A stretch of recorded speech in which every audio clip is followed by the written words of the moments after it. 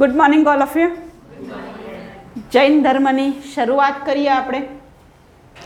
તમને ખબર છે જેમ આપણે બૌદ્ધ ધર્મની અંદર માત્ર એક જ વ્યક્તિને જોયા ગૌતમ બુદ્ધ, એમ જૈન ધર્મની અંદર 24 તીર્થંકર આવ્યા છે અને 24 તીર્થંકરો દ્વારા જૈન ધર્મની શરૂઆત થાય છે. 24મા તીર્થંકર છે મહાવીર સ્વામી, જેની વિશેની ડિટેલ્સ આપણે ભણવાના છીએ. એની સાથે સાથે જોઈશું કે 24 તીર્થંકરોની અંદર જે આઈએમપી છે એમના પ્રતીકો કયા કયા છે. બીજું આપણે જોઈશું કે પરીક્ષાની અંદર સ્થળો વિશે પણ પ્રશ્ન પૂછાય છે, તો આપણે એ પણ જોઈએ છીએ કે જૈન ધર્મ, મેં તમને આગળ પણ કહ્યું તેમ કે જૈન ધર્મ બૌદ્ધ ધર્મ કરતાં વધારે થોડો કઠિન હતો, કે એના નીતિ નિયમો છે એનું પાલન કરવું એ થોડું હાર્ડ માનવામાં આવે છે. ઈસવીસન પૂર્વે 7મી સદીના મધ્ય ભાગથી ઈસવીસન પૂર્વે 6ઠ્ઠી સદી સુધીના સમયગાળામાં ભારતમાં જૈન ધર્મનો ઉદય થયો હતો. જૈન શબ્દ સંસ્કૃતના જીન શબ્દ પરથી પ્રયોજાય છે, જેનો અર્થ થાય છે ઇન્દ્રિય પર વિજય પ્રાપ્ત કરનાર. આ ગુજરાતીમાં પણ પૂછાય છે. જીન એટલે શું? ઇન્દ્રિય પર વિજય પ્રાપ્ત કરનાર. જીનમાં શું છે? રસ્વઈ. બરાબર. જો દીર્ઘય આવે તો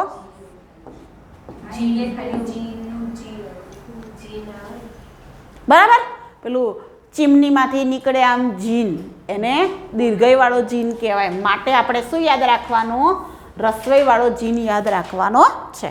મહાવીર સ્વામી દ્વારા જૈન શબ્દ આપવામાં આવ્યો તો ઇન્દ્રિય પર વિજય પ્રાપ્ત કરનાર માટે શું છે? જૈન શબ્દ આપવામાં આવ્યો તો ઇન્દ્રિયો. ઇન્દ્રિયો કઈ કઈ આપણી? બધી આવે. 5 ઇન્દ્રિયો આવે ને. કઈ કઈ આવે? નાક, જીભ અને ત્વચા. બરાબર. આ બધી આપણી ઇન્દ્રિય. એના ઉપર આપણે શું કરવાનો? કાબુ મેળવવાનો હોય છે, આપણે વિજય મેળવવાનો હોય છે. ઓકે. કે સારું જ વસ્તુ જોવું, પેલું મોબાઈલમાં શું પિક્ચર જોવું ગમે તો પિક્ચર જ જો કરવું એવું નહીં. આપણે આપણા કંટ્રોલ હોવો જોઈએ. શું જોવું, શું સાંભળવું. ઓકે. એ બધું શું છે, એના પર જે વિજય પ્રાપ્ત કરે છે એને જીન કહેવામાં આવે છે. માટે જ મેં તમને કહ્યું કે જૈન ધર્મની અંદર તપસ્યાનું મહત્ત્વ વધારે છે. તમે જુઓ છો ને કે નાના નાના 12 વર્ષના હોય, 15 વર્ષના હોય, શું લઈ લે? સંન્યાસ, દીક્ષા લઈ લે. એ લોકો દીક્ષા લઈને પછી પોતાની જિંદગી જીવે. ચલો, જૈન અનુશ્રુતિઓ અને પરંપરાઓ અનુસાર જૈન ધર્મની અંદર 24 તીર્થંકર થઈ ગયા. તેમાં સૌ પ્રથમ તીર્થંકર થઈ ગયા છે ઋષભદેવ, એટલે કે આદિનાથ. તીર્થંકરનો મતલબ શું થાય છે? પવિત્ર કરનાર. જીનનો મત જેમ ઇન્દ્રિયમાં વિજય મેળવનાર થાય છે, એમ તીર્થંકરનો મતલબ થાય છે પવિત્ર કરનાર. નેક્સ્ટ 23મા તીર્થંકર આવશે પાર્શ્વનાથ. પહેલાં જોયા પછી ડાયરેક્ટ 23માં કેમ? તો કે બધાની જો ડિટેલ્સ જોવા જઈએ, જે પરીક્ષામાં પૂછાતી છે નહીં, જે પૂછાય એ આપણે ચલાવીએ. 23મા નંબરના તીર્થંકર કોણ છે? પાર્શ્વનાથ. પાર્શ્વનાથ કોણ હતા? તો કે કાશીના રાજા અશ્વસેનના પુત્ર હતા. કોના પુત્ર હતા? અશ્વસેનના. 30 વર્ષની વયે તેમને ગૃહ ત્યાગ કરી સંન્યાસી બન્યા અને જૈન ધર્મનો ઉપદેશ આપ્યો હતા. 24મા નંબરના તીર્થંકર કોણ આવશે? મહાવીર સ્વામી. જૈન ધર્મના તીર્થંકરો જોઈએ આપણે. પ્રતીક જોઈએ એના. પહેલા નંબરના કોણ છે? ઋષભદેવ, એટલે કે આદિનાથ. આદિનાથનું પ્રતીક શું છે? વૃષભ. બીજા નંબરના અજીતનાથ. અજીતનાથનો હાથી. હમણાં બૌદ્ધ ધર્મનું આવી ત્યારે આપણે અજીતનાથ વિશે કંઈક જોયું હતું. શું જોયું હતું? અજીતનાથનું મંદિર બનાવ્યું હતું. કોણે બંધાવ્યું હતું? સરસ.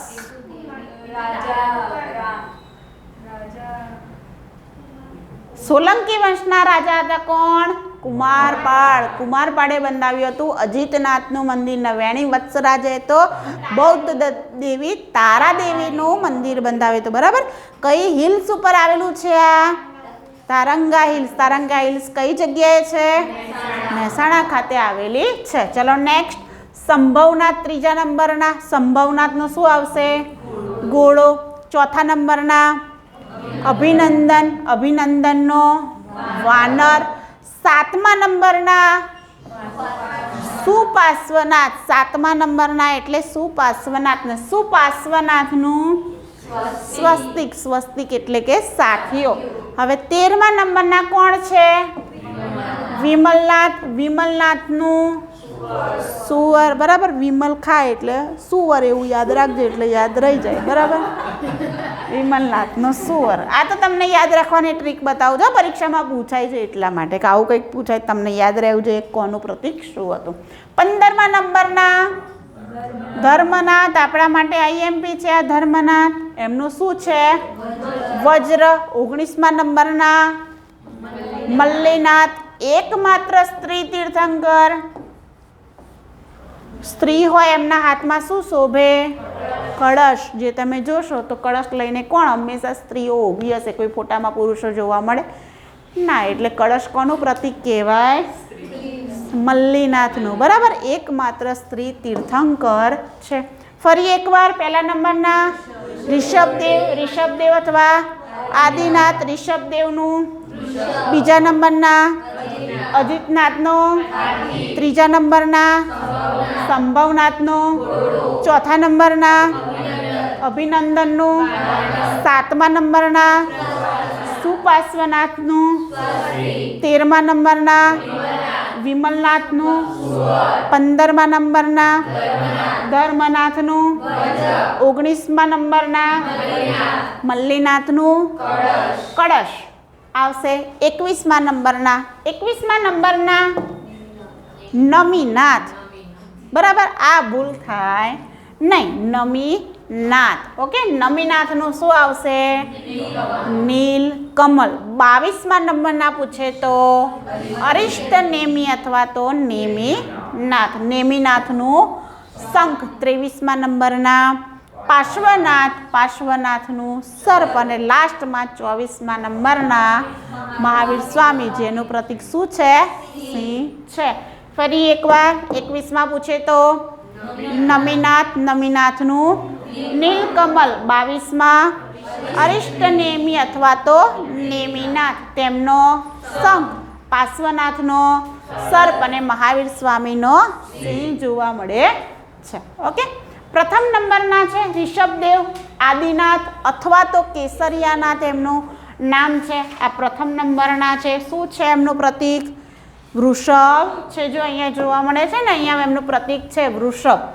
ઓકે. ચલો જોઈએ હવે એમની ડિટેલ્સ આપણે કે એમનો જન્મ થાય છે કઈ જગ્યાએ? અયોધ્યા ખાતે થાય છે. જો આપણે જે મોસ્ટ ટાઈમ છે એમાં જ જોઈશું. આ જે પેલા બધા જોયા બધાની ડિટેલ્સ જોવાના નથી. પ્રથમ નંબરનું પૂછાય એટલે પ્રથમ નંબરની ડિટેલ્સ આપણે યાદ રાખવી પડે. એમનો જન્મ ક્યાં થાય છે? અયોધ્યા ખાતે થાય છે. કયા કુળના વ્યક્તિ હતા? ઈક્ષ્વાકુ કુળના ક્ષત્રિય હતા. એમના પિતાનું નામ શું છે? નભી. માતાનું નામ મરુદેવી. નભી ક્યાંના રાજા હતા? કૌશલના રાજા હતા. કૌશલ મહાજન પદ હતું તેના રાજા હતા નભી. અને માતાનું નામ મરુદેવી. એમનું પ્રતીક શું છે? વૃષભ. વૃષભ એટલે કે બળદ. જન્મ ખાસ યાદ રાખજો. વૃષભદેવનો જન્મ ક્યાં થાય છે? અયોધ્યા ખાતે થાય છે.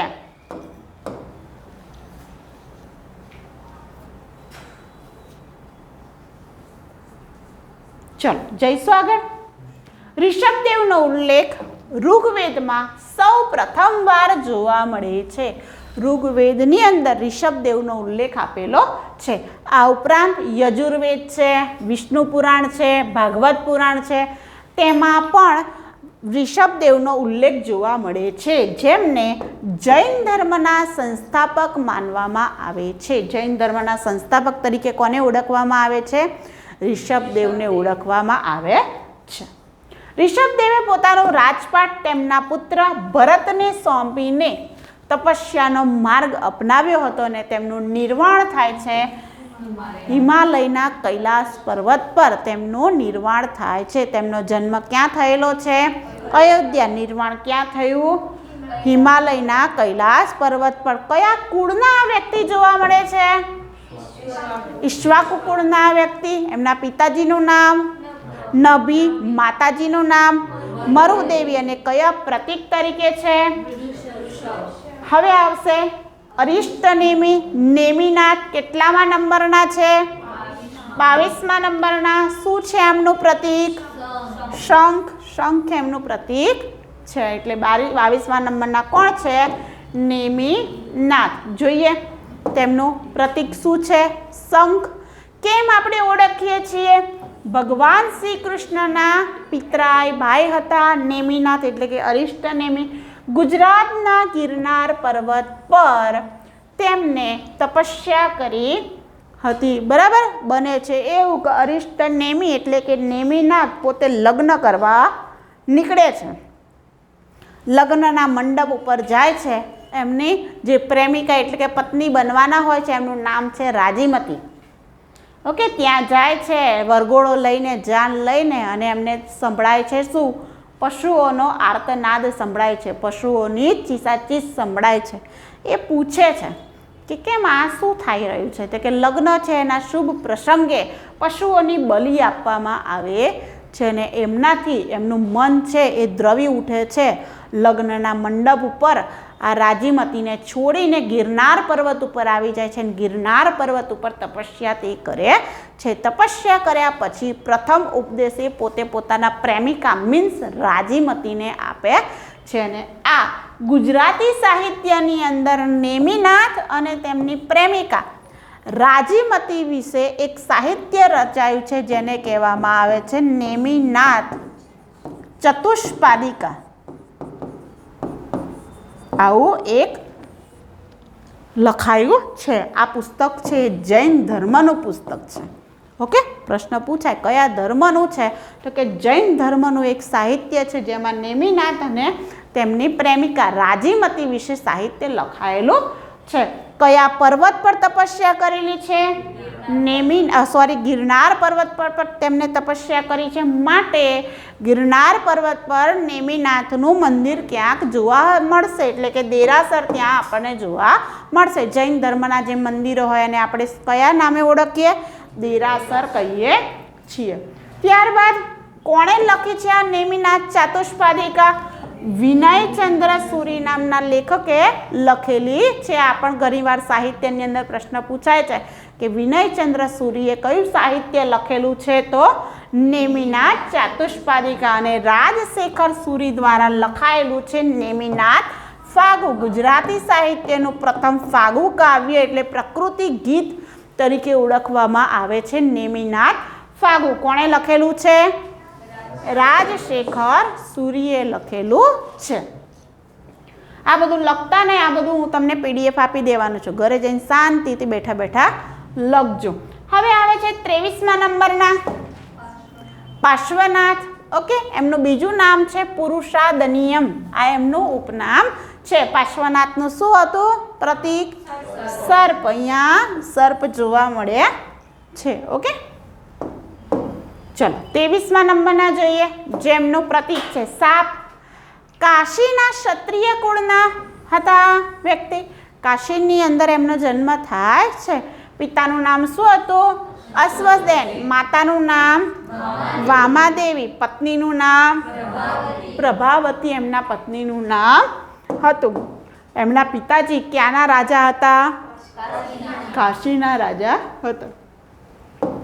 આમના વિશે આ વસ્તુ ખાસ યાદ રાખવાનું છે કે 4 વ્રત તેમને આપેલા, 4 સિદ્ધાંત તેમને આપેલા છે. સત્ય, અહિંસા, અસ્તેય, અપરિગ્રહ. હવે એક બાકી રહ્યું ને, કયું બાકી રહ્યું?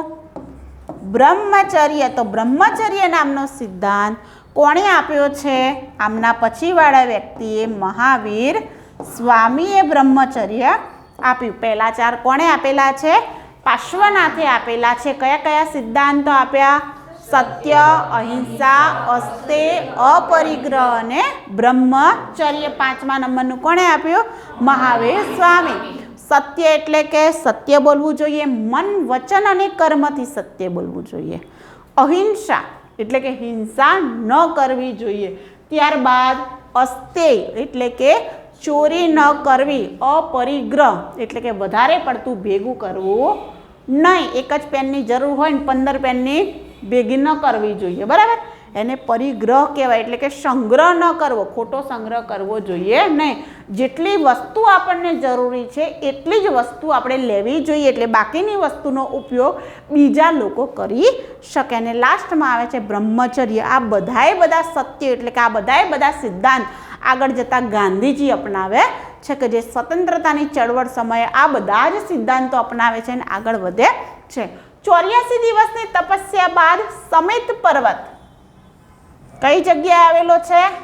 ઝારખંડ પર આવે અને ત્યાં તેમને જ્ઞાનની પ્રાપ્તિ થાય છે. પાર્શ્વનાથને જ્ઞાનની પ્રાપ્તિ કઈ જગ્યાએ થાય છે? ઝારખંડ. કયા પર્વત ઉપર? સમેત પર્વત ઉપર થાય છે. લાસ્ટ શું આવે છે? મહાવીર સ્વામી. કેટલામા નંબરના તીર્થંકર? 24માં. અને મહાવીર સ્વામીનું પ્રતીક શું છે? સિંહ છે. મહાવીર સ્વામીનું પ્રતીક છે સિંહ. જન્મ ઈસવીસન પૂર્વે 599માં થાય છે. હાલના બિહાર, હાલ કયું છે? બિહાર. એ સમયનું વૈશાલીના કુંડગ્રામ ખાતે, કઈ જગ્યાએ? કુંડગ્રામ ખાતે ક્ષત્રિય કુળ ખાતે થયો હતો. તો બૌદ્ધનો જન્મ ક્યાં થયો હતો? કપિલવસ્તુ નગર. માટે બે મિક્સ થાય નહીં, યાદ રાખજો. મહાવીર સ્વામીનો જન્મ ક્યાં આવશે? કુંડગ્રામ ખાતે થાય છે.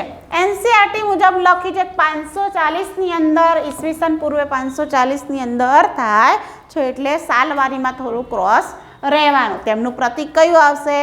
સિંહ. મૂળ નામ શું આવશે? વર્ધમાન. વર્ધમાન તરીકે તે ઓળખાતા હતા. પાલી ભાષામાં મહાવીર સ્વામીને નિઘંટનાથ પુત્ર અથવા તો નિગંતાનથ પુત્ર તરીકે ઓળખવામાં આવે છે. આ મહાવીર સ્વામીનું નામ છે. શું છે? નિઘંટનાથ પુત્ર અથવા તો નિગંતાનથ પુત્ર તરીકે ઓળખવામાં આવે છે. કયા કુળના ક્ષત્રિય હતા તે? ક્ષત્રિય એટલે કે ઈક્ષ્વાકુ કુળના ક્ષત્રિય હતા. સાત્રુક અથવા તો જ્ઞાતૃક. કેટલીક જગ્યાએ જ્ઞાતૃક પણ લખે છે કે જ્ઞાતૃક કુળના હતા. લિચ્છવી કુળ પણ લખે છે કેટલીક જગ્યાએ, કેમ કે તેમના માતાજી લિચ્છવીના હતા, માટે તેમના ગોત્ર છે કશ્યપ. પિતાજીનું નામ શું છે? સિદ્ધાર્થ. માતાજીનું નામ ત્રિશલા. પિતાજી જ્ઞાતૃક કુળના હતા, માતાજી વૈશાલીના રાજકુમારી હતા. ચેટકના બહેન હતા. માતાજીનું નામ શું હતું? ત્રિશલા. પિતાજીનું નામ સિદ્ધાર્થ. પોતાનું મૂળ નામ શું હતું? વર્ધમાન. કયા કુળના? ઈક્ષ્વાકુ. મહાવીર સ્વામીના પત્નીનું નામ શું છે? યશોદા. બૌદ્ધના પત્નીનું નામ શું હતું? યશોદરા. ભૂલ થાય નહીં, યશોદા અને યશોદરામાં ભૂલ થાય નહીં, એ ધ્યાન રાખજો. ચલો, પુત્રીનું નામ પ્રિયદર્શના. એમનું નામ બીજું હતું અરણોજા. પરીક્ષામાં જે પણ નામ પૂછાય આપણે ટીક કરીને આવવાનું. અરણોજા પૂછાય તોય કે પ્રિયદર્શના પૂછાય તોય. જમાઈનું નામ જામાલી. કેવા શિષ્ય હતા એમના? પ્રથમ શિષ્ય. તેમની પ્રથમ શિષ્ય કોણ હતા? ચંદના અથવા તો ચંદા. પ્રથમ ઉપદેશ એ ક્યાં આપે છે? રાજગુરુ ખાતે. કયા પર્વત ઉપર આપે છે? વિપુલાંચલ પર્વત ખાતે. કઈ નદીના કિનારે? વારાંકર નદીના કિનારે. અને તેમને સૌથી વધુ ઉપદેશ એટલે કે એમના ઉપદેશો કઈ ભાષામાં આપેલા છે? અર્ધ માગધી ભાષાની અંદર આપેલા છે. બૌદ્ધે પોતાના ઉપદેશો કઈ ભાષામાં આપ્યા છે? પાલી ભાષામાં આપેલા છે. આમને પોતાના ઉપદેશો કઈ ભાષામાં આવેલા છે? અર્ધ માગધી ભાષામાં આપેલા છે. ફરી એકવાર જોઈ લઈએ. મહાવીર સ્વામીનો જન્મ કઈ જગ્યાએ થાય છે? વૈશાલીના કુંડગ્રામ ખાતે થાય છે. પિતાનું નામ સિદ્ધાર્થ. માતાનું નામ ત્રિશલા દેવી. પોતાનું મૂળ નામ શું છે? વર્ધમાન. પત્નીનું નામ યશોદા. પુત્રીનું નામ પ્રિયદર્શના. ત્યારબાદ જમાઈનું નામ જામાલી. પ્રથમ શિષ્ય કોણ હતા તેમના? જામાલી. અને શિષ્યા પૂછે તો ચંદા અથવા તો ચંદના. પ્રથમ ઉપદેશ કઈ જગ્યાએ આપ્યો?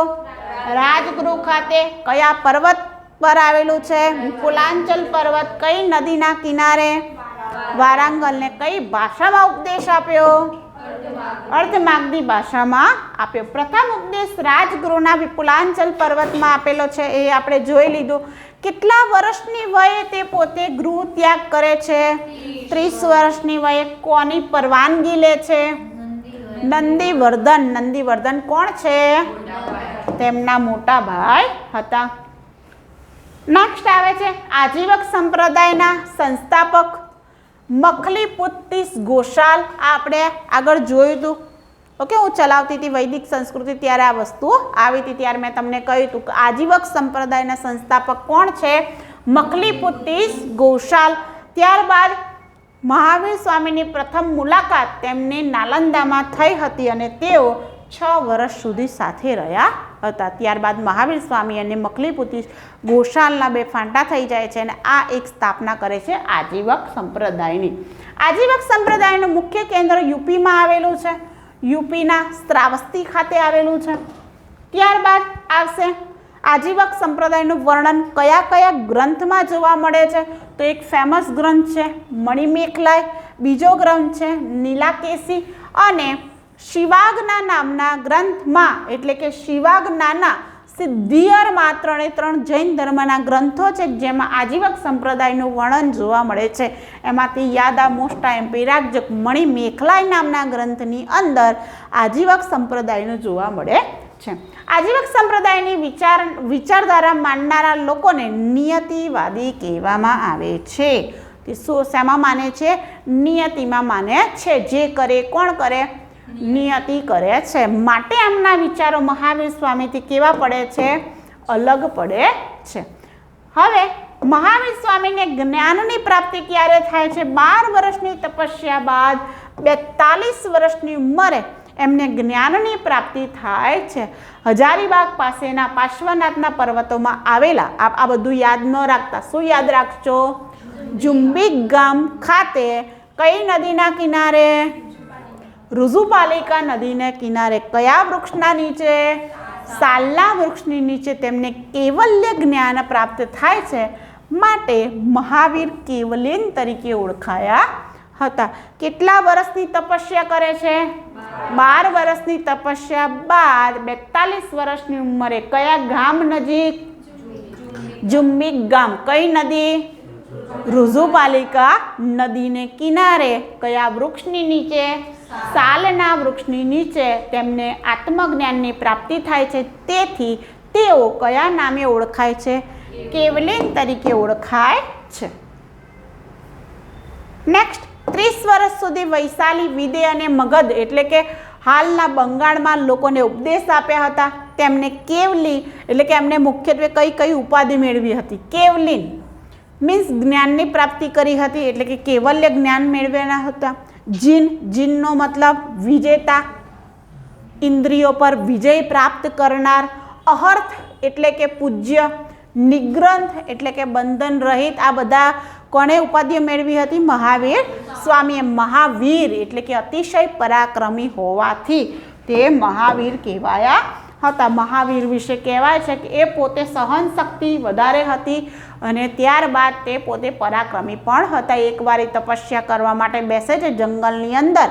એક ગોવાળ ગાય લઈને આવે છે અને કે મારી ગાયોનું ધ્યાન રાખજો. પહેલાં તો તપ કરવા માટે બેઠેલા છે અને એ ગોવાળની ગાયો ક્યાંક જતી રહે છે, ફરીથી પાછો આવે છે કે મારી ગાયો ક્યાં? પેલા અમને તો તપમાં ધ્યાન છે, કંઈ ખબર પડતી નથી. પેલા બૂમો પાડે છે ગોવાળ, પણ કંઈ ખબર પડતી ન હોવાથી ખિલ્લો લઈ આવે છે અને મહાવીર સ્વામીના કાનમાં ઠોકી દે છે કે કંઈ સંભળાતું નથી, આટલી ગાળો દઉં છું. તોય મહાવીર સ્વામી આંખો ખોલે છે અને ત્યારબાદ ખબર પડે છે તપમાંથી બહાર આવતા કે પીડા થઈ રહી છે. જુએ છે તો કાનમાંથી લોહી વહી રહ્યું છે કે જેને આ કર્યું એનું ભલું થજો. આવું એ વ્યક્તિ બોલે છે. એટલા સહનશીલ અને એટલા પરાક્રમી હતા. કોણ?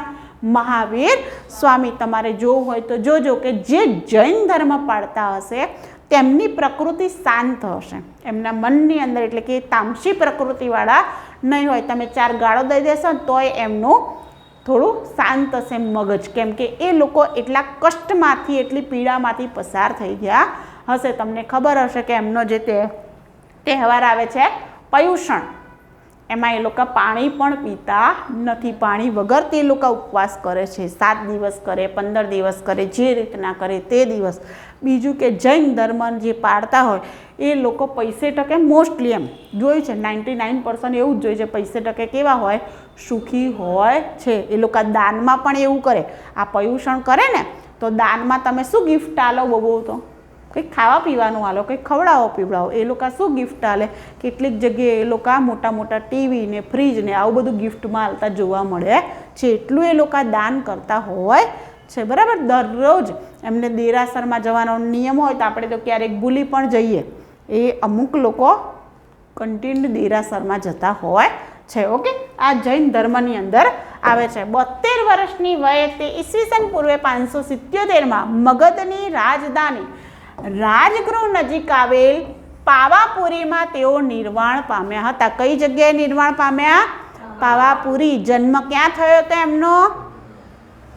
કેવા ગ્રામમાં? કુંડગ્રામ. અને મૃત્યુ ક્યાં થાય છે? પાવાપુરી ખાતે તે મૃત્યુ પામે છે. આ બહુ જ મોસ્ટ ટાઈમ બી પ્રશ્ન છે. અજાતશત્રુ અને બિંબિસાર તેમના સમકાલીન શાસક હતા. કોણ હતા? અજાતશત્રુ અને બિંબિસાર. બહુ જ વાર પરીક્ષામાં પૂછાયેલું છે કે અજાતશત્રુ અને બિંબિસાર કોના સમકાલીન માનવામાં આવે છે? તો મહાવીર સ્વામીના અને ગૌતમ બુદ્ધના સમકાલીન માનવામાં આવે છે. ડન. મહાવીર જયંતિ ક્યારે ઉજવાય છે? ચૈત્ર સુદ 13ના દિવસે મહાવીર જયંતિ ઉજવવામાં આવે છે. જૈન ધર્મનો વિકાસ જોઈએ. પ્રાચીન સમયની અંદર જૈન ધર્મનો ફેલાવો કલિંગ એટલે કે ઓડિશા ખાતે હ્યુએન-ત્સાંગના મત અનુસાર એવું કહેવાય છે કે વધારે ફેલાવો ક્યાં થાય છે? કલિંગ ઓડિશા ખાતે થાય છે. ત્યારબાદ નેક્સ્ટ બિહારના નંદ વંશના શાસકોએ પણ જૈન ધર્મ અપનાવ્યો હતો. ત્યારબાદ સંપ્રતિ તથા ચંદ્રગુપ્ત મૌર્યએ જૈન ધર્મ અપનાવ્યો હતો. આ બધા રાજાઓ કયા ધર્મનું પાલન કરતા હતા? જૈન ધર્મનું પાલન કરતા હતા. મૌર્ય ચંદ્રગુપ્ત મૌર્યના શાસન વખતે લગભગ ઈસવીસન 300 એટલે કે ઈસવીસન પૂર્વે 300ની આસપાસ મગધની અંદર 12 વર્ષનો દુષ્કાળ પડે છે. બને છે એવું કે જ્યારે જૈન ધર્મનું આગમન થાય છે એટલે જૈન ધર્મ બધા પાળતા હોય છે એ લોકો એક જ ધર્મનું પાલન કરતા હોય છે. કયા ધર્મનું? દિગંબર. દિશાઓ રૂપી વસ્ત્ર ધારણ કરવું મીન્સ વસ્ત્ર ન પહેરવા એને દિગંબર કહેવાય. તો એ દિગંબર તરીકે એ પોતે રહેતા હોય છે. ચંદ્રગુપ્ત મૌર્યના સમયગાળાની અંદર 12 વર્ષનો દુષ્કાળ પડે છે. એ સમયની અંદર સ્થૂલીભદ્રે મહાવીર સ્વામીના ઉપદેશોને વ્યવસ્થિત રીતે ગ્રંથસ્થ કરવા માટે તેમજ જૈન ગ્રંથોની પુનઃરચના કરવા માટે પાટલીપુત્રની ખાતે પ્રથમ જૈન સભા બોલાવી હતી. કોણે બોલાવી હતી? સ્થૂલીભદ્ર અથવા તો સ્થૂલભદ્રએ બોલાવી હતી. શું બોલાવ્યું હતું? પ્રથમ જૈન સભા બોલાવી હતી. હવે 12 વર્ષના દુષ્કાળની અંદર દક્ષિણની અંદર ભદ્રબાહુ નામનો એક વ્યક્તિ તેમના શિષ્યોની સાથે જતા રહે છે કર્ણાટક ફરવા. દુષ્કાળ પતે છે પછી ભદ્રબાહુ પાછા આવે છે. આ બાજુ સ્થૂલીભદ્ર પોતે એ એક સભાનું આયોજન કરે છે. કેમ? તો કે દિશાઓ રૂપી વસ્ત્ર ધારણ કરતા હતા, બહુ કઠિન તપ કરતા હતા, તપસ્યા કરતા હતા. એટલે સમયાંતરે જૈન ધર્મમાં પણ પરિવર્તન તો જોઈએ ને. એ પરિવર્તન માટે એક જૈન સભા બોલાવવામાં આવે છે. આ બાજુ આ ભદ્રબાહુ પોતે દરબારમાં આવે છે કે ના, આવા નીતિ નિયમો જે હતા એ જ મહાવીર સ્વામી જે કહીને ગયા છે એ જ એમના જે અનુયાયીઓ એ જ પાળશે, એવી રીતના જ રહેશે. માટે સ્થૂલીભદ્ર અને ભદ્રબાહુ બંને વચ્ચે મતાંતર થાય છે અને 2 ફાંટા પડી જાય છે, શ્વેતાંબર અને દિગંબર. શ્વેતાંબર એટલે કે એમ કે ભાઈ આવા કપડાં નહીં પહેરવાના, એવી રીતના ન ચાલે, સફેદ રંગના વસ્ત્રો પહેરવાના, અને શ્વેતાંબર નામનો એક મત એ પ્રચલિત કરે છે. આમ કહ્યું કે સિદ્ધાંતિક મત થાય છે શ્વેતાંબર અને દિગંબર, એ રીતના 2 ફાંટા પડી જાય છે. ઓડિશામાં કટક નજીક ઉદયગીરીની ગુફામાં કલિંગ બહુ જ વાર આઈએમપી છે. આ એક જ માત્ર સૌથી વધારે પૂછાતો ઉદયગીરીની ગુફા છે એમાં કલિંગના શાસક કોણ છે? ખારવેલ કયા વંશના છે? તે ચેદી વંશના છે. અને આ ખારવેલનો એકમાત્ર ઊભા હાથી ગુફા અભિલેખ બહુ જ વાર આવેલો પરીક્ષામાં, કેમ કે આ એક જ છે જે પૂછાવા લાયક છે ઓડિશાનો. માટે એમને કયા ધર્મને સંરક્ષણ આપેલું છે? જૈન ધર્મને સંરક્ષણ આપેલું છે. ઈસવીસન પૂર્વે 2જી સદીના હાથી ગુફાના લેખમાં જૈન ધર્મનું અનુસરણ કર્યાનો ઉલ્લેખ છે. મથુરા જૈન ધર્મનું મુખ્ય કેન્દ્ર છે. ઓકે, મથુરા કયા ધર્મનું કેન્દ્ર માનવામાં આવે છે? જૈન ધર્મ. જૈન ધર્મના મુખ્ય સિદ્ધાંતો જોઈએ. આ બધા ખાલી એકવાર વાંચી જવાના એટલે યાદ રહી જાય, આમાં કંઈ ગોખવાનું ન હોય. મોક્ષ પ્રાપ્તિ એ માને છે જૈન ધર્મ. ધર્મની માન્યતા અનુસાર જન્મ અને પુનઃજન્મનું ચક્ર કર્મ દ્વારા નિર્ધારિત થાય છે. આવું તો બૌદ્ધ ધર્મવાળા પણ માનતા હતા કે કર્મથી આપણને જન્મ અને પુનઃજન્મ, સારા કર્મો કરો તો સ્વર્ગની અંદર જવા મળે, નહીતર પાછા 84 લાખ ફેરા ફરવા પડે. આવું કર્મને આધારે થાય છે, આપણા જેવા કર્મો કરીએ માટે એ લોકો કર્મવાદમાં માને છે. પુનઃજન્મના ફળને સમાપ્ત કરવા અને વર્તમાન જન્મના ફળથી બચવા માટે તે પણ ત્રિરત્નનો સિદ્ધાંત આપે છે. એટલે કે પુનઃજન્મનું કર્મ મીન્સ આપણા પૂર્વજન્મની અંદર આપણે કોઈ ખરાબ કર્મો કર્યા હોય તો એમાંથી મુક્તિ મેળવવા માટે અને હાલ આપણે જે જન્મ છે એમાં પણ કર્મના ફળોથી બચવા માટે એ પોતે ત્રિરત્નનો સિદ્ધાંત આપે છે. કયા ત્રિરત્ન આપે છે? સમ્યક દર્શન, સમ્યક જ્ઞાન અને સમ્યક ચરિત્ર. બરાબર, આ ખાસ યાદ રાખજો. કોઈક બીજું વચ્ચે આવી જાય કે સમ્યક આચાર કે વિચાર તો ટીક કરીને આવવાનું નહીં. 3 આવશે. કયા કયા? સમ્યક દર્શન, સમ્યક જ્ઞાન અને ચરિત્ર. દર્શન, જ્ઞાન અને ચરિત્ર ક્રમની અંદર યાદ રાખવાનું એટલે યાદ રહી જાય. જૈન ધર્મના ત્રિરત્નના સિદ્ધાંત પ્રમાણે 5 વ્રત છે, 5 ગુપ્તિઓ છે, 4 ભાવનાનું પાલન કરવું જરૂરી છે. હા, તો તમને યાદ જ છે 5 વ્રત કયા કયા? સત્ય, અહિંસા, અસ્તેય, અપરિગ્રહ અને બ્રહ્મચર્ય. ત્યારબાદ 5 સમિતિ આવશે. ઈર્યા સમિતિ, ભાષા સમિતિ, એષણા સમિતિ, આદાન નિક્ષેપણ સમિતિ અને પરિષ્ઠાયાન સમિતિ. આ 5 સમિતિ. ત્યારબાદ ગુપ્તિઓ કયા? મનોગુપ્તિ, વાકગુપ્તિ અને કાયાગુપ્તિ. મનો એટલે કે મન, વાક એટલે કે આપણી વાચા બોલી, અને કાય એટલે કે શરીરે. આ 3 પ્રકારે આપણે કેવા પવિત્ર રહેવું જોઈએ. 4 ભાવના. મૈત્રીની ભાવના રાખવી જોઈએ, પ્રમાદ, કરુણા, મધ્યસ્થ, આ બધી ભાવના આપણે બીજા પ્રત્યે રાખવી જોઈએ. આ બધા સિદ્ધાંતો કોણ આપે છે? મહાવીર સ્વામી. હવે જૈન ધર્મની અંદર તત્વજ્ઞાન અને આધ્યાત્મિક બાબતો કઈ કઈ છે? તો કે પુનઃજન્મમાં અને કર્મવાદમાં એ લોકો વિશ્વાસ રાખે છે. બીજું, જૈન ધર્મ વેદોની ઔપચારિકતા અને ઈશ્વરના અસ્તિત્વનો અસ્વીકાર કરે છે. આ પુરુષેયતા અને ઈશ્વરના અસ્તિત્વનો અસ્વીકાર કરે છે. આ યાદ રાખજો. બેઠે બેઠું આ બધા સેન્ટેન્સો પૂછાય છે. જૈન ધર્મની ખાસ વિશેષતા છે સ્યાદવાદ અથવા તો અનેકતાવાદ. આ સ્યાદવાદ બહુ જ વાર પરીક્ષામાં આવ્યું. સ્યાદવાદ શબ્દ કયા ધર્મ સાથે સંકળાયેલ છે? તો શું આવશે? જૈન ધર્મ સાથે સંકળાયેલ છે. એટલે કે સત્યને અનેક અથવા તો વિવિધ માપદંડોથી મૂલવવું જોઈએ. આનો મતલબ જ એવો થાય છે કે મારા માટે જે સત્ય છે એ સામેલા માટે અસત્ય હોય. ઓકે, પણ સામેલા માટે સત્ય હોય, મારા માટે અસત્ય હોય. એટલે કે અલગ અલગ માપદંડોથી મૂલવવું જોઈએ. બરાબર, કહેવાય છે ને કે ભાઈ સત્ય બોલવાનું, પણ એવું નહીં બોલવાનું સામેવાળાને ખોટું જ લાગી જાય. આપણે થોડું સમજી વિચારીને પણ બોલવું જોઈએ. નિર્ધારિત દિવસોએ ગિરનાર છે, ચંપાપુરી છે, શેત્રુંજય છે, સમેત શિખર છે, પાવાપુરીની અંદર યાત્રા કરવાનું મહત્ત્વ છે. જૈન ધર્મની પ્રાર્થનામાં નવકાર મંત્રનું ઉચ્ચારણ કરવામાં આવે છે.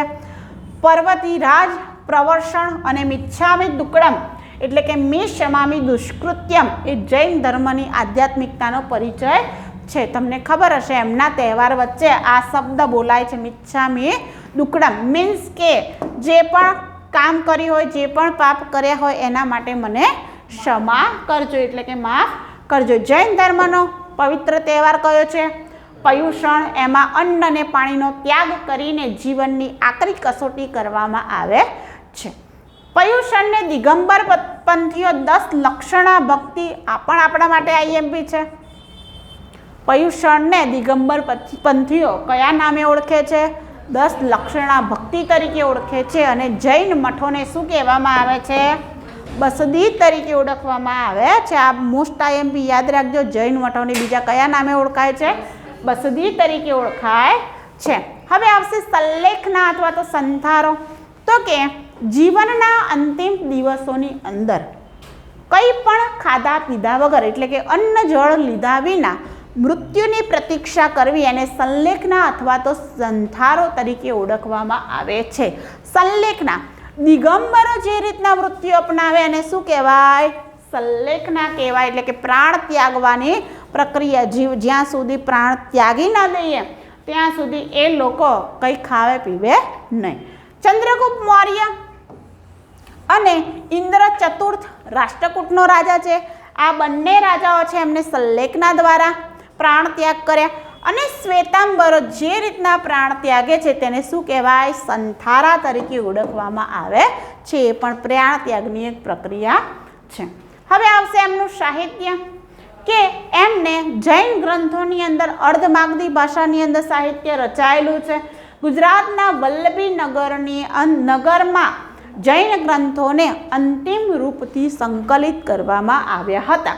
ઓકે, એટલે કે જ્યારે એમની બીજી સભા ભરાઈ ત્યારે એમનું જે ગ્રંથ, જેમ આપણે કહ્યું સૂત પીટક, વિનય પીટક, અભિધમ પીટક બધું હતું ને, એને ભેગું કરીને એમ જૈન ધર્મના જે અલગ અલગ ગ્રંથો હતા એને ભેગા કરીને બનાવવામાં આવે, જેને આગમ ગ્રંથો તરીકે ઓળખવામાં આવે છે. જૈન ગ્રંથોના બે ભાગ છે, આગમ સૂત્ર અને બિન આગમ સૂત્ર. આગમ સૂત્ર કઈ ભાષામાં લખેલા છે? અર્ધમાગધી ભાષામાં. ભગવાન મહાવીરના 12 પ્રત્યક્ષ ઉપદેશો હોય તેમને તેમના શિષ્યોએ જે સંકલિત કર્યા તેને શું કહેવાય? આગમ ગ્રંથો. આગમ ગ્રંથો કોને કહેવાય? મહાવીર સ્વામીએ પ્રત્યક્ષ જે ઉપદેશો આપ્યા, હું ઊભા જે ઉપદેશ આપું એને શું કહેવાય? પ્રત્યક્ષ કહેવાય. તો એને શું કહેવાય? આગમ સૂત્ર. અને બિન આગમ સૂત્ર એટલે શું આવે કે પ્રાકૃત છે, સંસ્કૃત છે, મરાઠી છે, રાજસ્થાની, ગુજરાતી, હિન્દી, કન્નડ, તમિલ, જર્મન અને અંગ્રેજી ભાષામાં લખાયેલ છે. મીન્સ કે અલગ અલગ ભાષાની અંદર લખાયેલ છે. એ તેમના શિષ્યો દ્વારા પણ લખાયેલ હોવા જોઈએ. એમાં 41 સૂત્રો છે, 12 ભાષ્યો છે અને એક મહાભાષ્યનો સમાવેશ થાય છે. તમારે ખાલી એટલું યાદ રાખવાનું, આગમ એટલે મહાવીર સ્વામીએ બોલેલા ઉપદેશો અને બિન આગમ એટલે કે એના સિવાયનો જે જૈન સાહિત્ય છે એ બધોનો સમાવેશ શામાં થાય છે? બિન આગમમાં થાય છે. હવે પવિત્ર પુસ્તક જૈન ધર્મનું કયું? કલ્પસૂત્ર. જેમ બૌદ્ધ ધર્મનું ત્રિપિટક, એક આમનું શું આવશે? કલ્પસૂત્ર. બહુ જ વાર પરીક્ષામાં આમાંથી જ પ્રશ્ન આવે છે. કોણે રચાયેલું છે? ભદ્રબાહુ. શું આપેલું છે? જૈન તીર્થંકરોનું જીવન ચરિત્ર આપેલું છે. કલ્પસૂત્ર એ જૈન ધર્મનો કેવો ગ્રંથ છે? પવિત્ર ગ્રંથ છે. કઈ ભાષામાં લખાયેલ છે આ પુસ્તક? અર્ધમાગધી ભાષામાં લખાયેલ છે. ફરી એકવાર કોના દ્વારા રચના થઈ છે? ભદ્રબાહુ. શું આપેલું છે કલ્પસૂત્રમાં? જૈન તીર્થંકરોનું જીવન ચરિત્ર. ત્યારબાદ જૈન ધર્મનો આ પવિત્ર ગ્રંથ છે અને કઈ ભાષામાં રચાયેલો છે? અર્ધમાગધી ભાષામાં રચાયેલો છે. ત્યારબાદ અલગ અલગ સાહિત્યની અંદર પણ જૈન ધર્મનો ઉલ્લેખ છે. યજુર્વેદની અંદર આપેલા છે. કયા 3 તીર્થંકરો? ઋષભદેવ, અજિતનાથ અને અરિષ્ઠ નેમિનો ઉલ્લેખ કરવામાં આવ્યો છે. ધર્મગ્રંથોમાં આધ્યાત્મિક ભાવનાઓ, ધાર્મિક કથાઓ, શિલ્પશાસ્ત્ર અને તીર્થંકરોના સ્ત્રોતો મુખ્ય છે. આ જાણકારી માટે છે, કંઈ ખાસ છે નહીં. જૈન ધર્મનું પ્રાચીન સાહિત્ય 14 પર્વ અને 12 અંગોની અંદર વિભાજિત છે, જેમાં સાધુ સાધ્વીઓ અને જૈન અનુયાયીઓને લગતા નિયમો કે આદેશોનો સમાવેશ થાય છે. બૌદ્ધ ધર્મની અંદર બૌદ્ધ ધર્મના નિયમો હોય તો જૈન ધર્મની અંદર કોના નિયમો હોય? જૈન ધર્મના નિયમો હોય છે. આ યાદ રાખજો. અંગ અને 10 વૈતાલિક સૂત્ર.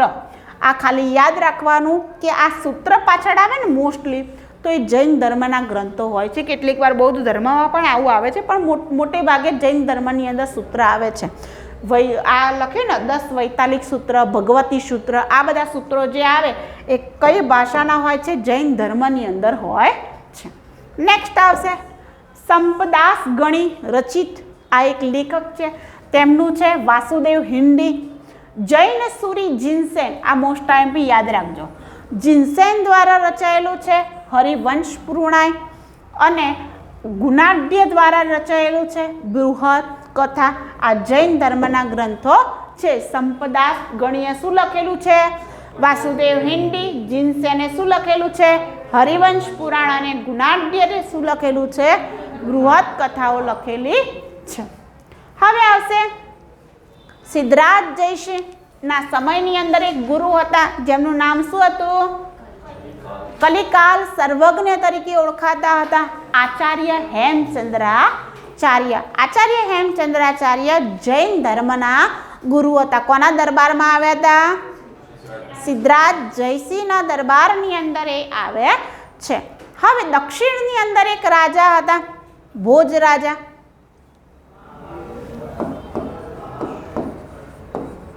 આ ભોજ રાજાના દરબારમાં બહુ જ બધા જૈન ગ્રંથો હતા. હવે આ ગ્રંથોનું શિક્ષણ કોને લેવું હતું? હેમચંદ્રાચાર્યને. અને સિદ્ધરાજ જયસિંહ પણ જૈન ધર્મની અંદર આગળ વધવા માંગતા હતા. માટે એમને શું કર્યું? જ્યારે ચઢાઈ કરે છે ત્યારે આ ભોજ રાજાનો જે વ્યાકરણ ભંડારનો જે ખજાનો છે એ લઈ આવે છે, લઈને આપે છે હેમચંદ્રાચાર્યને. કે હેમચંદ્રાચાર્યને કહે છે કે તમે આમાંથી એક સરસ મજાનો પુસ્તક તૈયાર કરો. હેમચંદ્રાચાર્ય એક મોટો વ્યાકરણ ગ્રંથ લખે છે અને એ વ્યાકરણ ગ્રંથને રાજાના નામ ઉપરથી સિદ્ધ, અહીંયા ક્યાંક મેં લખ્યું હશે, રાજા નામ ઉપરથી સિદ્ધ અને હેમચંદ્રાચાર્યના નામ પરથી હેમ, એમ લખે છે. સિદ્ધ હેમ શબ્દાનું શાસન નામનો વ્યાકરણ ગ્રંથ લખે છે. લખે છે કોણ? હેમચંદ્રાચાર્ય. લખાવે છે કોણ? સિદ્ધરાજ જયસિંહ. કયા વંશના રાજા છે તે? સોલંકી વંશના રાજા છે. હવે આ સિદ્ધ હેમ શબ્દાનું શાસન નામનો વ્યાકરણ ગ્રંથ, વિશાળ વ્યાકરણ ગ્રંથ તૈયાર થાય છે અને આ વ્યાકરણ ગ્રંથને શ્રીકર નામના હાથીની અંબાડી ઉપર મૂકી એની યાત્રા કાઢવામાં આવે છે, જેમાં રાજા સિદ્ધરાજ જયસિંહ અને હેમચંદ્રાચાર્ય બંને આગળ પગપાળા ચાલે છે અને આ વ્યાકરણ ગ્રંથને ક્યાં? હાથીની અંબાડી ઉપર મૂકવામાં આવે છે. માટે સિદ્ધ હેમ શબ્દાનું શાસન નામનો વ્યાકરણ ગ્રંથ કોણે લખેલો છે?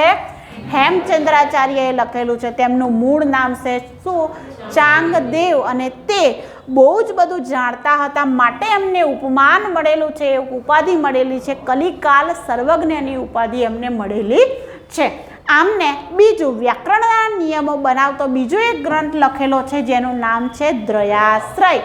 અને આ ઉપરાંત પરિશિષ્ટ પર્વ નામનો ગ્રંથ પણ તેમને લખેલો છે. એટલે એમને લખેલા 3 ગ્રંથો, એક આવશે સિદ્ધ હેમ શબ્દાનું શાસન, બીજો આવશે દ્રયાશ્રય અને ત્રીજો આવશે પરિશિષ્ટ પર્વ. ત્યારબાદ આવશે વસ્તુપાળ અને તેજપાળ. વસ્તુપાળના ગ્રંથો પણ પૂછાયેલા છે. એમને લખેલું છે આદિનાથ સ્ત્રોત. વાઘેલા વંશના જે રાજા હોય છે વિશાલદેવ વાઘેલા, એમના સમયમાં એમના 2 મંત્રીઓ વસ્તુપાળ અને તેજપાળ, આ બધું આપણે આગળ જોઈશું. આ તો આમાં આવે છે જૈન ધર્મમાં, માટે હું તમને ચલાવી દઉં છું. બાકી જ્યારે એમના વિશેનું જોઈશું એટલે ફરીથી આપણે આ બધું જ જોઈશું, એટલે ફરીથી તમારે રિવિઝન થઈ જાય. વસ્તુપાળે લખેલા છે આદિનાથ સ્ત્રોત અને નરનારાયણ નંદ. આ પરીક્ષામાં બહુ જ વાર આવેલો છે કે વસ્તુપાળનો ગ્રંથ કયો છે? નરનારાયણ નંદ. આ લાસ્ટ પરીક્ષામાં હતું સોમેશ્વરનું કીર્તિ કૌમુદી. અહીંયા જે વસ્તુ લખેલી છે ને ક્યાંક ને ક્યાંક પરીક્ષામાં આવેલી છે, કેમ કે આ બધી વસ્તુ કેવી? ખજાનોમાંથી જે પૂછાયેલું છે ને એટલું જ મેં લીધું છે, બરાબર. તો સોમેશ્વરનું શું છે?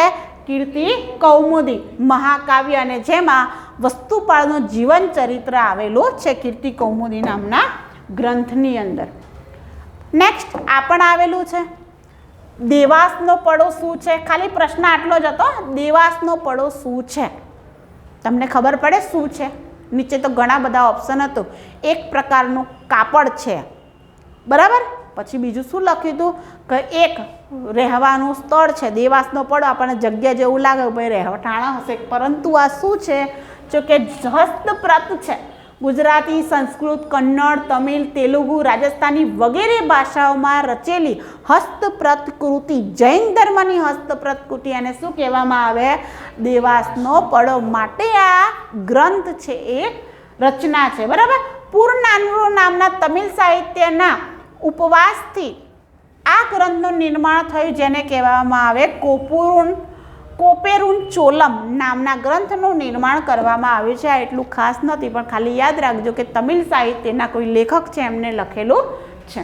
નેક્સ્ટ આવશે, આગળ મેં તમને સમજાવ્યું એમ ઉત્તરાધ્યન સૂત્ર, એ યાદ રાખજો. ત્યારબાદ નલાદિયાર, પાલામોલી અને ચપેરુન કલ્લમ કરિકાય અને નીલાકેસી જૈન ધર્મના મહત્વના ગ્રંથો છે. આ બધા તમિલના ગ્રંથો છે, એટલે કે દક્ષિણ સાહિત્ય રચાયેલું છે, માટે એ આપણને 1-2 વાર વાંચી લેવાના. આ આઈએમપી છે. કુરલ, જેને તમિલનું રામાયણ કહેવામાં આવે છે, કુરલ. ઓકે, અથવા તો કુરન કેટલીક જગ્યાએ લખેલું આવે છે. હવે આવશે સામાજિક ક્ષેત્ર. મન, વચન અને કર્મ પર ભાર મૂકે છે. ગાંધીજીના મતે અહિંસાના તત્વોના સૌથી વધુ મહાન પ્રચારક મહાવીર સ્વામી હતા. 4 પ્રકારના આવશે: ભિક્ષુ, ભિક્ષુણી, શ્રાવક, શ્રાવિકા. ઓકે, પહેલામાં શું આવતું હતું? ભિક્ષુ, ભિક્ષુણી, પછી ગૃહસ્થ અને મહિલાઓ. આમાં શું આવે? ભિક્ષુ, ભિક્ષુણી, શ્રાવક અને શ્રાવિકા આવે છે. આમાં શ્રાવક અને શ્રાવિકા ગૃહસ્થ જીવન જીવે અને ભિક્ષુ અને ભિક્ષુણી સંન્યાસી જીવન જીવે છે. જૈન ધર્મની સંગતિ. ઓકે, જોઈએ જૈન ધર્મની સંગતિ. આમાં 2 જ સંગતિ આવે છે, ખાસ કે 2 જ યાદ રાખવી પડશે. બરાબર. પહેલી ક્યાં ભરાય છે? પાટલીપુત્ર. જુઓ, આ ખાસ યાદ રાખજો. પહેલામાં ત્રીજી પાટલીપુત્રમાં ભરાઈ હતી અને આમાં પહેલી પાટલીપુત્રમાં ભરાય છે, એટલે ભૂલ થાય ને. પાટલીપુત્ર કઈ જગ્યાએ? બિહારમાં. રાજા કોણ આવે છે? ચંદ્રગુપ્ત મૌર્ય. શાસક કોણ, એટલે કે અધ્યક્ષ કોણ હતા? સ્થૂલભદ્ર. ત્યારબાદ આમાં શું થાય છે તો મેં તમને કહ્યું એમ, ચંદ્રગુપ્ત મૌર્યના દરબારની અંદર 12 વર્ષનો દુષ્કાળ પડે છે અને ત્યાં ભદ્રબાહુ પોતાના વ્યક્તિઓને લઈને જતા રહે છે દક્ષિણમાં. આ બાજુ સ્થૂલભદ્ર અથવા તો સ્થૂલીભદ્ર જૈન ધર્મ જે હોય છે, જૈન ગ્રંથો હોય છે, એને ભેગા કરવા માટે અને જૈન ધર્મનો વિકાસ કરવા માટે એક સભાનું આયોજન કરે છે. માટે આના અધ્યક્ષ કોણ છે? સ્થૂલભદ્ર. સ્થૂલભદ્ર દ્વારા સભા બોલાવવામાં આવી. ભદ્રબાહુ તેમના શિષ્ય સાથે ત્યાં આવી જાય છે અને કહે છે કે કેમ મને પૂછ્યા વગર તમે કેમ આ ધર્મની અંદર કંઈક નવા વિચારો લાવો છો? ના ચાલે. માટે બંને વચ્ચે મતાંતર થાય છે અને 2 ફાંટા પડે છે. કેવા? શ્વેતાંબર અને દિગંબર. તો શ્વેતાંબરને માનનારા કોણ? સ્થૂલીભદ્ર અથવા તો સ્થૂલભદ્ર. દિગંબરમાં માનનારા કોણ? ભદ્રબાહુ. બરાબર, ભદ્રબાહુ માનનારા છે. ચંદ્રગુપ્ત મૌર્ય તો ખાલી શું માનતા હતા? જૈન ધર્મનું પાલન કરો. એટલે જૈન ધર્મના મહત્વના 12 અંગોની ધારણાનો તેમને ખ્યાલ આપ્યા. નેક્સ્ટ બીજી સભા ભરાય છે વલભી ખાતે, ગુજરાતની અંદર. કોના સમયમાં? દેવર્ષિ સવાશ્રમણ. કોના સમયમાં? ધ્રુવસેન પ્રથમ. બીજાના સમયની અંદર તો શું આવશે? હ્યુએન સાંગ આવ્યો હતો. બરાબર, એમના સમયમાં. પ્રથમ આવશે ધ્રુવસેન પ્રથમ. હવે ધ્રુવસેન પ્રથમ એમના પત્ની હતા, નામ હતું ચંદ્રલેખા. ચંદ્રલેખાના કહેવાથી ધ્રુવસેન પ્રથમે શું કર્યું હતું? સંગતિ ભરી હતી, જેમાં 12 અંગો જે હતા, એટલે કે જૈન ધર્મના અલગ અલગ ટોપિકો હતા, એ બધાને શું કરી દીધું? ભેગું કરી દીધું અને આગમ ગ્રંથો રૂપે એને ગ્રંથસ્થ કરવામાં આવ્યા હતા, જેમાં સાનો સમાવેશ થાય? 12 ઉપાંગો હોય, 10 પ્રકીર્ણ હોય, છેદ સૂત્ર, મૂળ સૂત્ર વગેરેને ભેગું કરીને ગ્રંથ બનાવે અને શું કહેવામાં આવે? આગમ ગ્રંથ. ફરી એકવાર જોઈએ, કઈ જગ્યાએ પ્રથમ સંગતિ ભરાઈ? પાટલીપુત્ર. બીજી સંગતિ ક્યાં? વલભી. પહેલી સંગતિના રાજા કોણ? ચંદ્રગુપ્ત મૌર્ય. બીજી સંગતિના રાજા કોણ? ધ્રુવસેન પ્રથમ. પહેલી સંગતિના અધ્યક્ષ કોણ? સ્થૂલભદ્ર. બીજાના દેવાદી સમા શ્રવણ. પહેલી સંગતિમાં શું થયું? 2 ભાગ પડ્યા. કયા કયા? શ્વેતાંબર, દિગંબર. બીજી સંગતિની અંદર ગ્રંથ બન્યો. કયો ગ્રંથ? આગમ ગ્રંથ. ઓકે. જૈન ધર્મના સંપ્રદાયો આ બધું મેં કહી દીધું છે. સ્થૂલભદ્ર દ્વારા શ્વેતાંબર અને ભદ્રબાહુ દ્વારા દિગંબર એમ 2 ફાંટા પડે છે. જોઈએ ચલો 2 ફાંટા શ્વેતાંબર અને દિગંબર. શ્વેતાંબરના પાછા અલગ અલગ ગ્રંથો છે. પૂજેરા, સ્થાનકવાદી, તેરાપંથી. આ બાજુ દિગંબરના છે દિશપંથી, થેરાપંથી અને તારણપંથી. આ બધા એમના પેટા વિભાગો છે. શ્વેતાંબર કેવા વસ્ત્રો પહેરવાના? શ્વેત વસ્ત્રો પહેરવાના.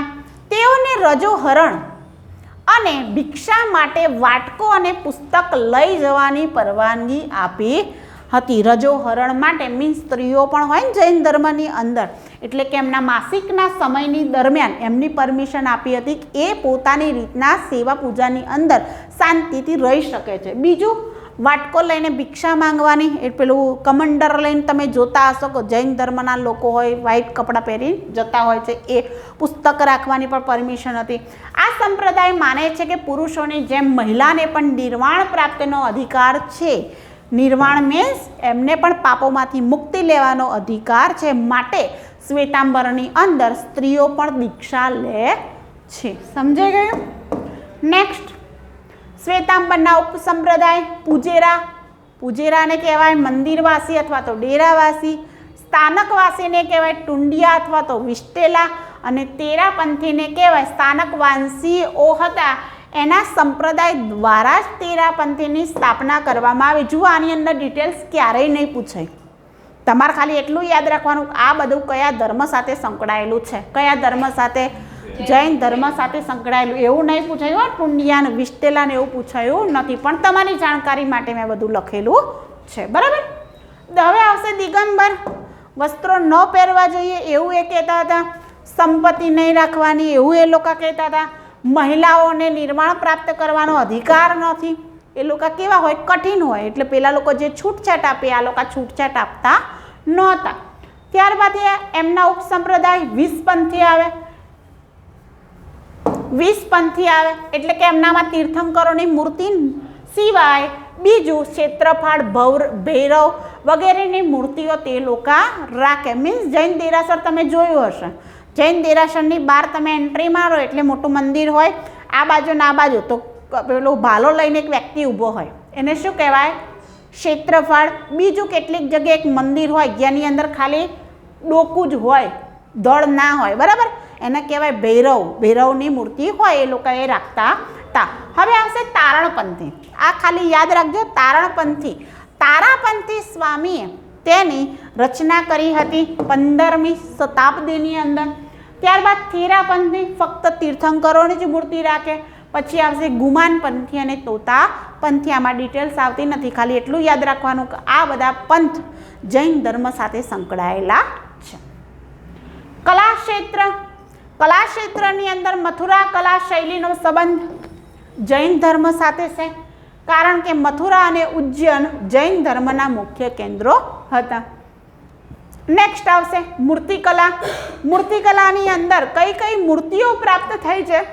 તો કે મૌર્ય કાળની મૂર્તિ લોહાનીપુર પટના ખાતેથી જૈન ધર્મની મૂર્તિ આપણને પ્રાપ્ત થઈ છે.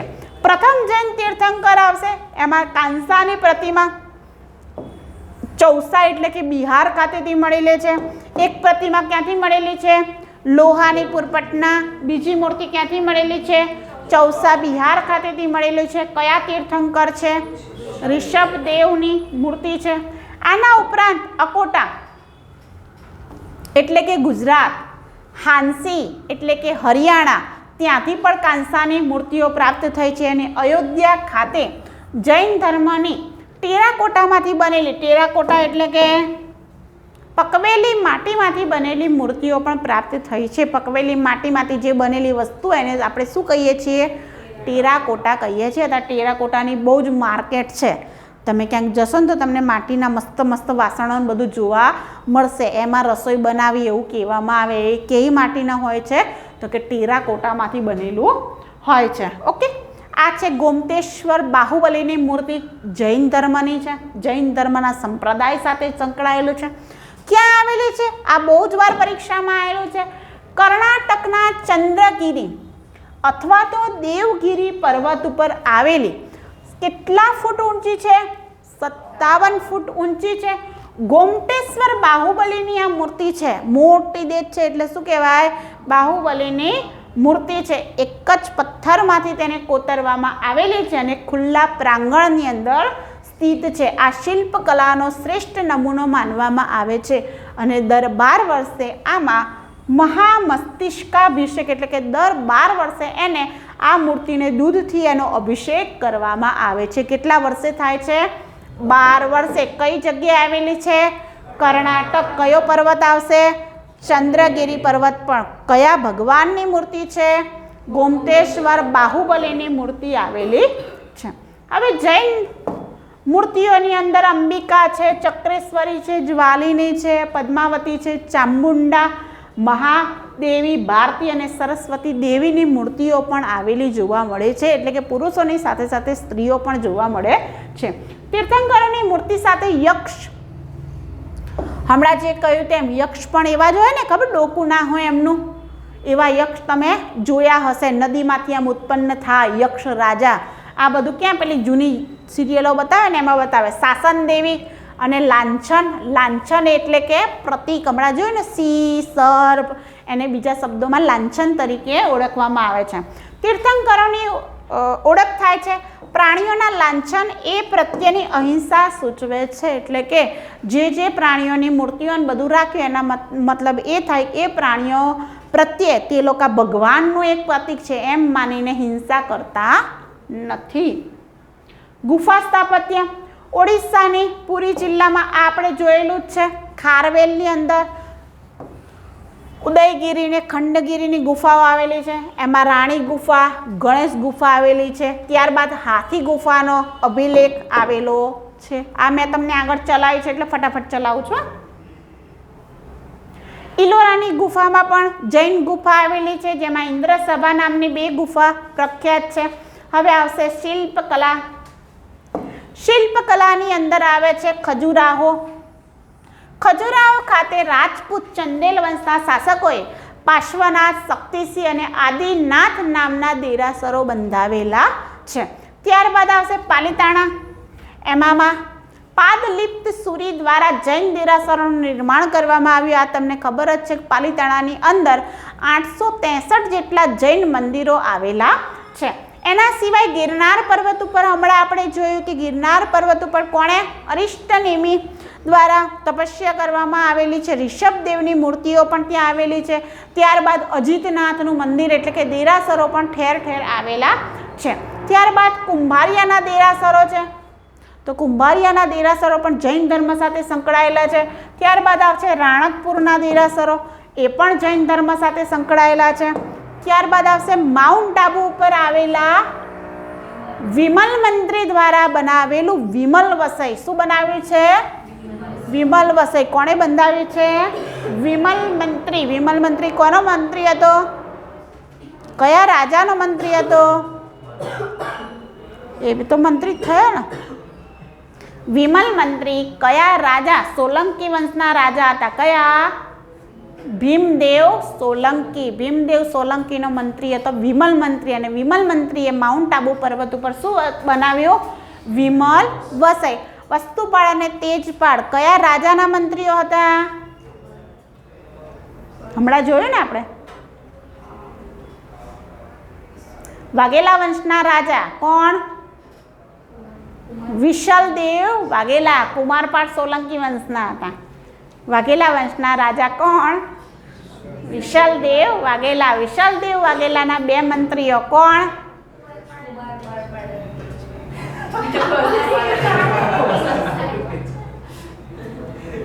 લખેલું છે તોય ખોટું બોલો છો. કોણ આવશે? વસ્તુપાળ, તેજપાળ. એમને શું વસાવ્યું છે? લૂણ વસઈ બંધાવ્યું છે. ઓકે, ફરી એકવાર વિમલ મંત્રીએ શું બંધાવ્યું? વિમલ વસઈ. અને વસ્તુપાળ અને તેજપાળે શું વસાવ્યું? લુણવસઈ બંધાવ્યું છે, જેમના સ્થપતિ કોણ છે? શોભનદેવ સ્થપતિ છે. ઓકે, આમને પણ મસ્ત આરસ પહાડના પથ્થરોથી બંધાવેલું છે, એટલે સંગેમરમરના કાવ્યો તરીકે ઓળખવામાં આવે છે આમને, જે બધું બંધાવ્યું છે તે. Okay done. આ ફરીથી આપણે જ્યારે આવશે ને ત્યારે આપણે સોલંકી વંશના બધામાં જોઈશું, પણ યાદ રાખવાનું, એમ ભૂલી નહીં જવાનું. પાલીતાણાને શું કહેવામાં આવે? મંદિરોનું શહેર, કેમ કે ત્યાં શું આવેલું છે? 863 જેટલા જૈન મંદિરો આવેલા હોવાથી તેને મંદિરોના શહેર તરીકે ઓળખવામાં આવે છે. કેમ?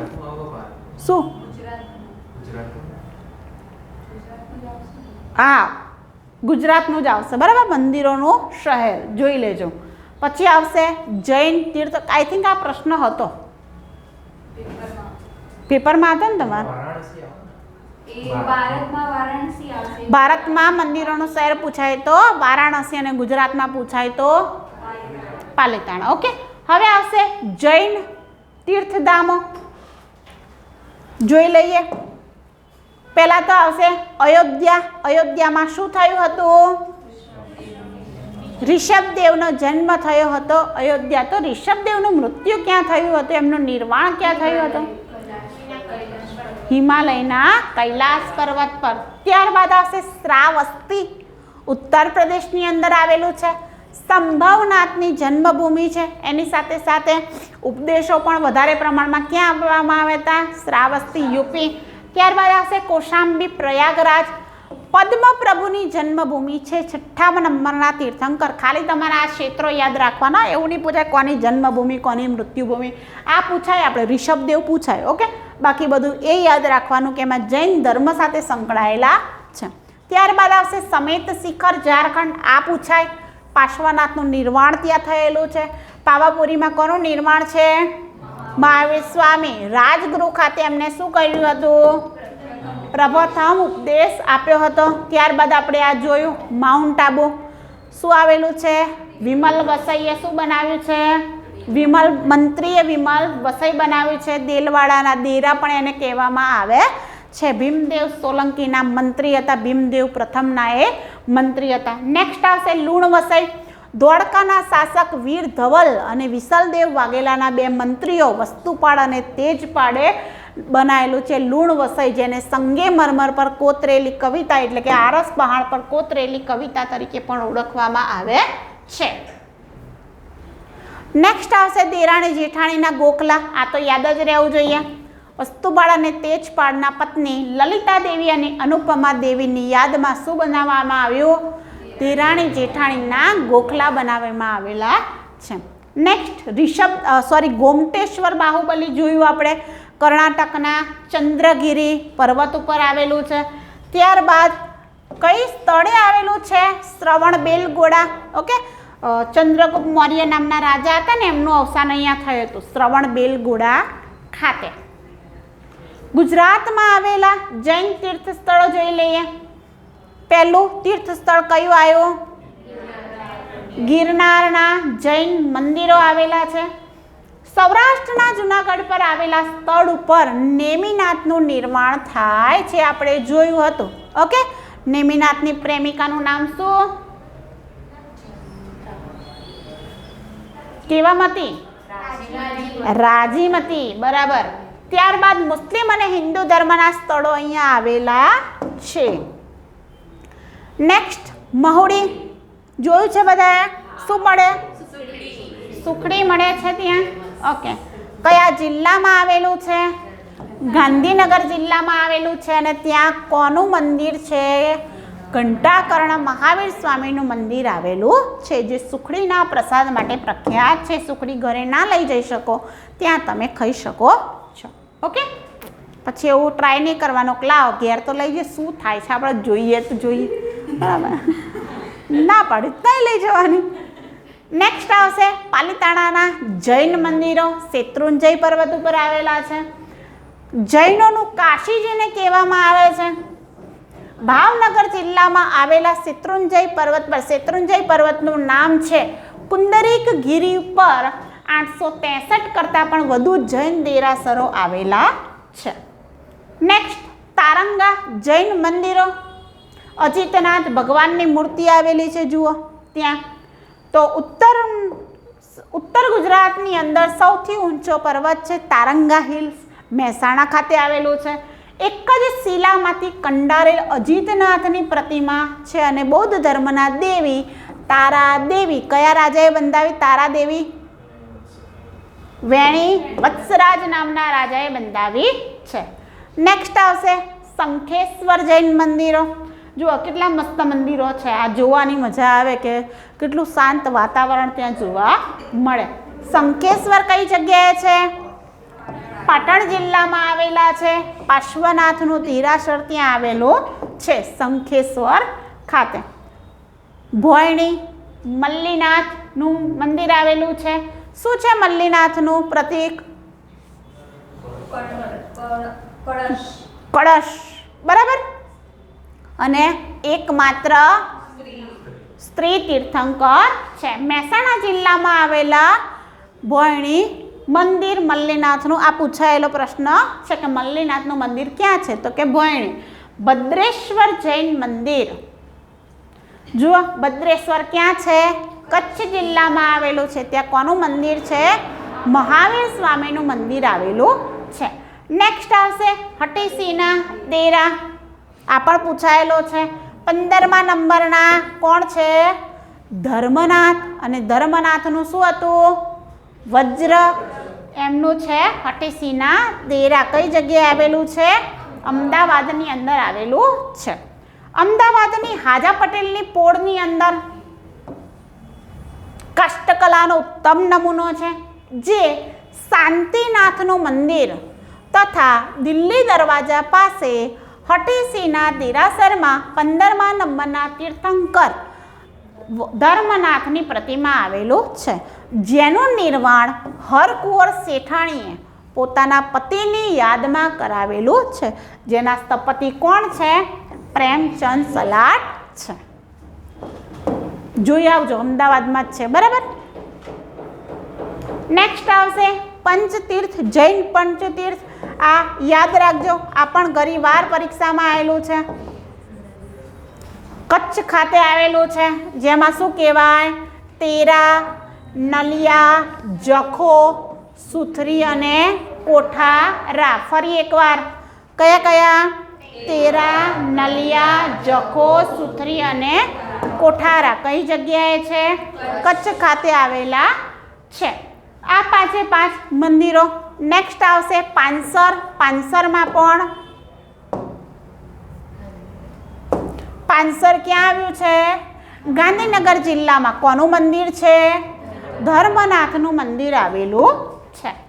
નેક્સ્ટ કુંભારિયાના દેરા. કઈ જગ્યાએ? બનાસકાંઠામાં આવેલા છે. સોલંકી કાળના વિમલ મંત્રી હમણાં આવ્યા હતા એ વિમલ વસઈ જેને કહેવામાં આવે છે, એ કુંભારિયાના દેરા પણ બંધાવ્યા હતા. અહીંયા આપણે જૈન ધર્મ પૂરો કરીએ છીએ. જૈન અને બૌદ્ધ ધર્મ પૂર્ણ થતાની સાથે હવે આપણે નેક્સ્ટ ટોપિક ઉપર નેક્સ્ટ લેક્ચરની અંદર આગળ વધશું.